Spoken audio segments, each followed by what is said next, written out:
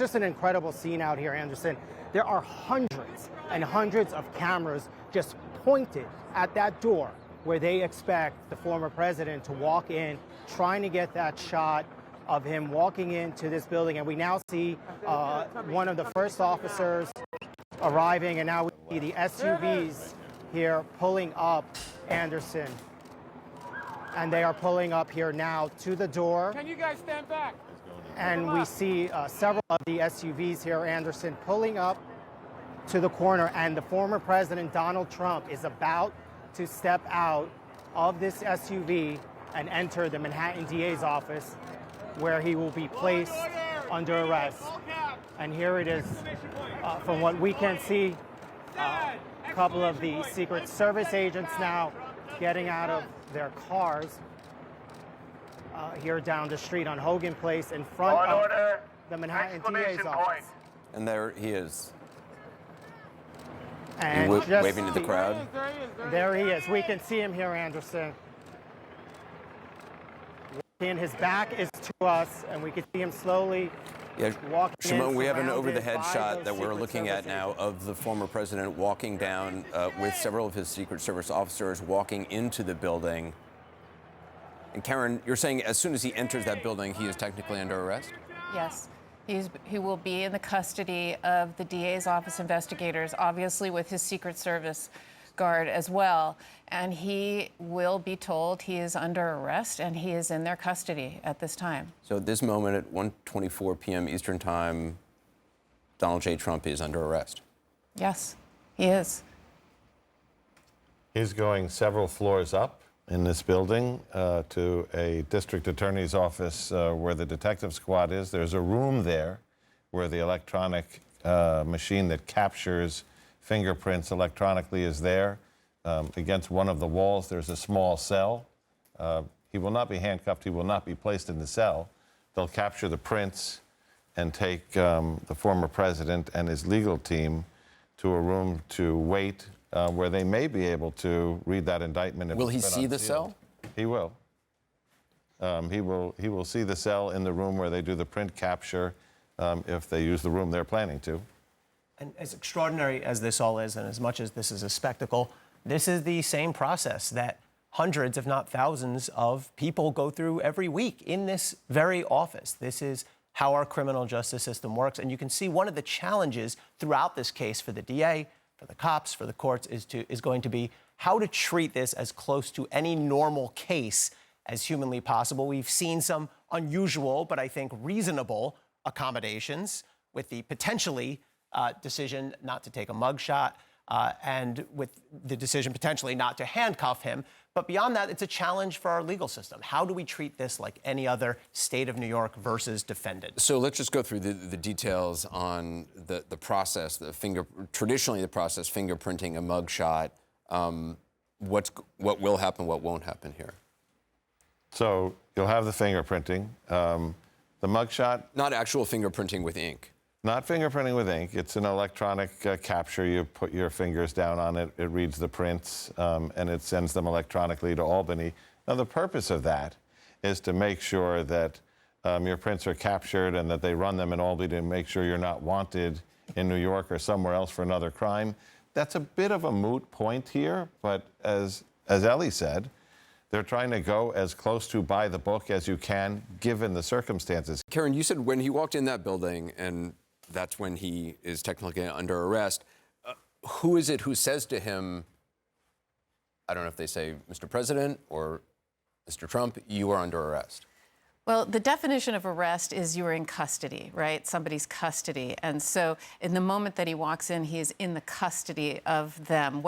The DA investigator will say the words, you're under arrest, and these are the charges against you, and ask him certain pedigree information unless that's already been pre-filled out or pre-arranged. When you say pedigree information, what do you mean? Name, address, Social date media. of birth.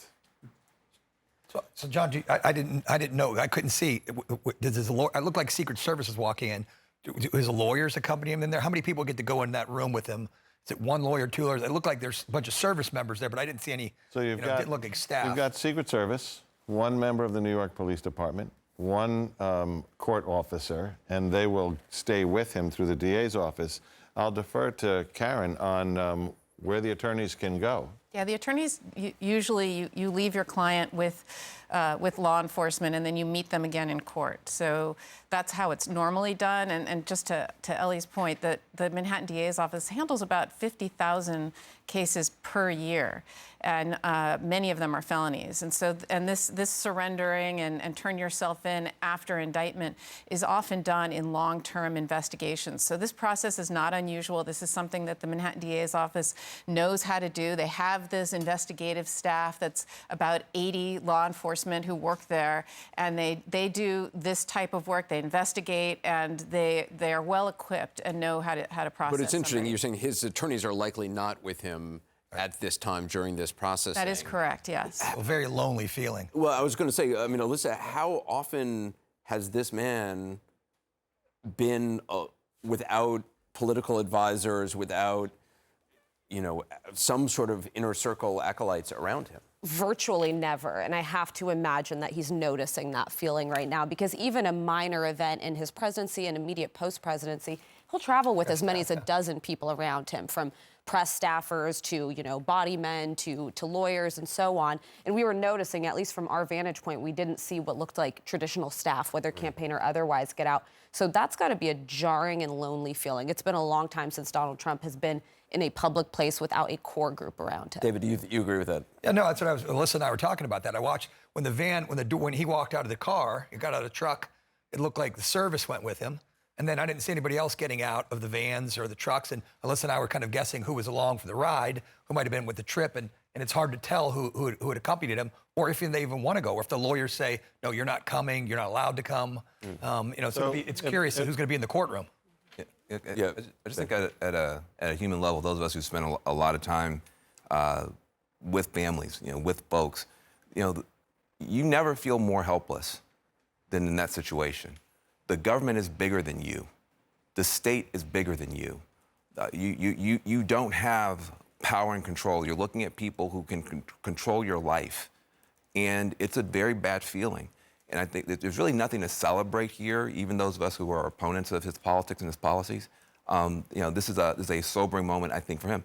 And there's a lot of pain that comes as you go through this process. There's pain for there's pain in this marriage. There's pain for your kids. He's a grandfather. So there's a lot of human stuff that the cameras can't capture.